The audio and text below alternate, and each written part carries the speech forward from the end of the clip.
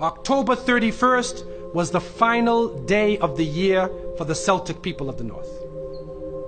And that day was called the Day of Samhain. And this individual, wal-iyadhu billah, was supposed to be their god of the spirits of the dead, of evil again. And according to their belief, the evil spirits would rise to the surface and would terrorize people on that evening. And on that evening, if you did something wrong to a person, they'd come back to get you on that night. So some people would put on a disguise, so you couldn't recognize them on October 31st on that evening, and then they would be safe. Also, they would burn fires. Now the only thing we find left of that is the jack-o'-lantern that they will put inside of their window, made from the pumpkin. What actually happened in Europe is that the church moved All Saints' Day, a day for the saints. They moved it from May 13th to November 1st in 1834 AD. And so what they said was that the 31st night is All Hallows Evening. All Hallows Evening, which in America later became known as Halloween. Halloween. And they depict the forces of evil. What is happening now is that the children put on disguises. They dress as little devils, little witches, as goblins, vampires, anything evil, and they go out. And now with the new American way, they do trick-or-treat. And they come to your house asking for food. And some Muslims, they send their little children and they're in little disguises. How are you going to dress and go out there? As little devils, little shayateen. And so to send a Muslim child out to trick-or-treat is a demeaning, lowering thing. You ask them to beg people for food. Then they're dressed up as a way that they're not.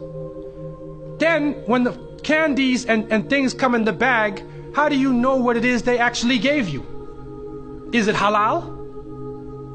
Most of the candies today are made with gelatin, with glycerin. They're made with pork products. And what is also happening is that there are some evil, wicked-minded people who are attacking children on that night. And there are literally groups of Satanists who are capturing children, sacrificing the child on that evening of Samhain, supposedly to get more spiritual power. It's happening right now. And so from so many angles, Muslims should have nothing to do with Halloween.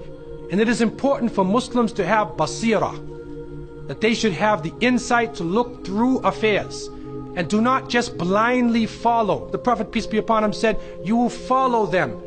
You will follow the people who came before you inch by inch, foot by foot. Even if they crawl into the hole of a lizard, you crawl inside there with them.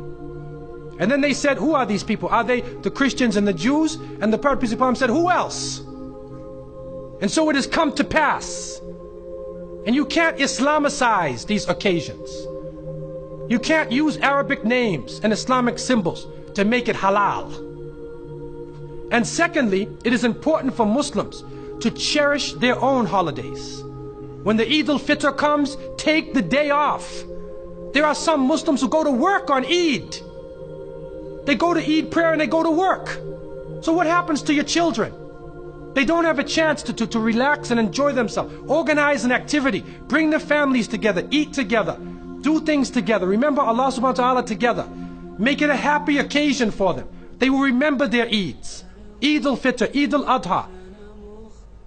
If they don't, then they get involved in Christmas, in Easter, in Halloween, where even in the Christian tradition now, it is confusing.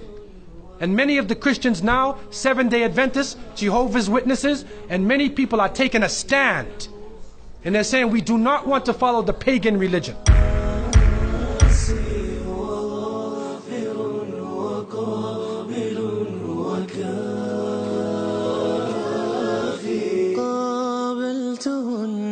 ثلاثة بثلاثة